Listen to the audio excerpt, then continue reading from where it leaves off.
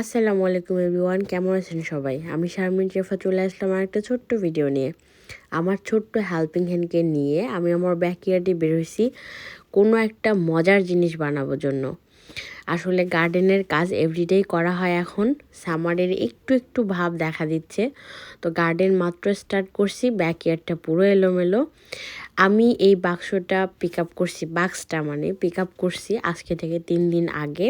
এটা অ্যামাজন থেকে আমি পারচেস করছি। বাক্সের ভিতরে অনেক এক্সাইটেড একটা জিনিস আছে, যাই হোক দেখাবো।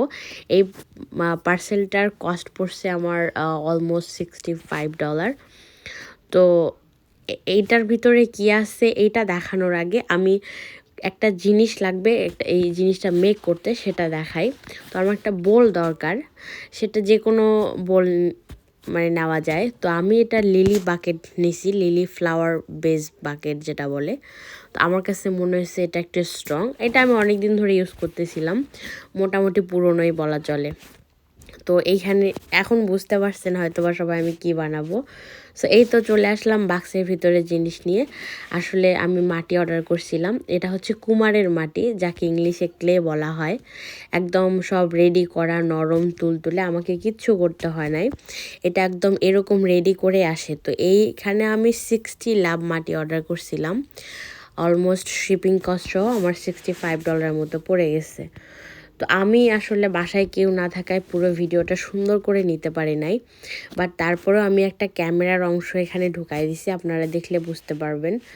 তো এখানে এই বাকেটটার মধ্যে আমি সুন্দর করে গেঁথে গেঁথে চারপাশে একটা ফাউন্ডেশনের মতো তৈরি করে নিচ্ছিলাম আর কি।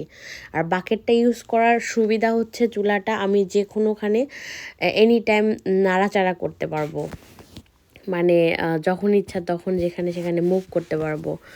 এই জন্য আসলে বাকেট ইউজ করা। আর বাকেট ইউজ করার আর একটা পজিটিভ দিক হচ্ছে এটা খুব স্ট্রং হয়। যাই হোক, আমি আসলে মানুষের অভাবে ভিডিওটা পুরো নাইস করে করতে পারি নাই, বাট আমার ব্যাকডোরের ক্যামেরার অংশ কিছু নেওয়া আর কি, যেটা আমি শেয়ার করছি। আমি সুন্দর করে বসে এখানে মনোযোগ দিয়ে এখানে ধীরে ধীরে বানাইতেছিলাম আর কি। আমার কাছে এটা খুব এক্সাইটমেন্ট একটা কাজ, আমার খুব ভালো লাগে। এটা একটা শখের জিনিস বলা যায়। তো বানানোর শেষের ভিডিওটা আমি দিচ্ছি, সবাই একটু দেখে লাইক কমেন্ট করবেন আর আমাকে জানাবেন জিনিসটা কেমন হয়েছে।